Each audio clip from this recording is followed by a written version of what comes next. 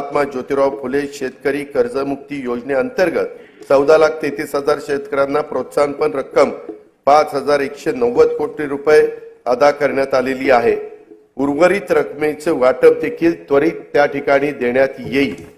नानाजी देशमुख कृषी संजीवनी प्रकल्पाच्या पहिल्या टप्प्यात विदर्भ आणि मराठवाड्यातील 16 जिल्ह्यांच्यासाठी 5,469 कोटी रुपयांच्या विविध योजना यशस्वीपणे पूर्ण करण्यात आल्या आहेत। या प्रकल्पाचा 6,000 कोटी रुपये किमतीचा दुसरा टप्पा 21 जिल्ह्यांमध्ये राबवण्यात येणार आहे। माननीय बाळासाहेब ठाकरे कृषी व्यवसाय व ग्रामीण परिवर्तन प्रकल्पाअंतर्गत 1,561 कोटी 64 लाख रुपये किमतीच्या 767 उपप्रकल्पांना मंजुरी देण्यात आली आहे। त्याचा लाभ सुमारे 9 लाख शेतकऱ्यांना होणार आहे। विदर्भ आणि मराठवाड्यातील 14 विपत्तीग्रस्त शेतकऱ्यांना जिल्ह्यातील केशरी शिधापत्रिका धारक शेतकऱ्यांना अन्नधान्याऐवजी दरमहा रोख रक्कम अदा करण्यात येते।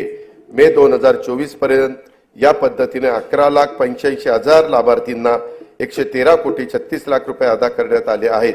राष्ट्रीय कृषी विकास योजना आणि राज्य पुरस्कृत कृषी यांत्रिकीकरण योजनेतून गेल्या 3 वर्षात 2,14,000 शेतकऱ्यांना ट्रॅक्टर आणि पॉवर टिलर आदी यांत्रिकी शेती उपकरणांसाठी खरेदीसाठी 1,239 कोटी रुपयाचे अनुदान देण्यात आलेलं आहे।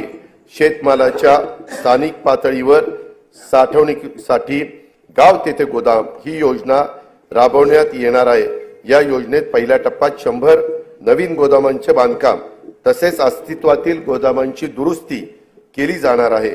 कापूस, सोयाबीन तसेच अन्य तेलबियांच्या उत्पादकतेमध्ये वाढ आणि मूल्य साखळी विकासासाठी विशेष कृती योजना राबवण्यात येत आहे।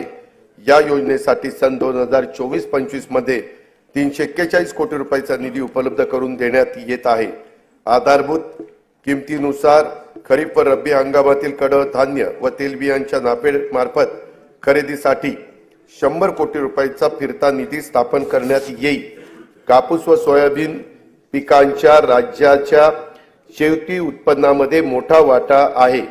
मागील वर्षी आंतरराष्ट्रीय घडामोडी व अन्य कारणामुळे झालेल्या किमतीतील घसरणीमुळे शेतकऱ्यांना नुकसान सोसावं लागलं।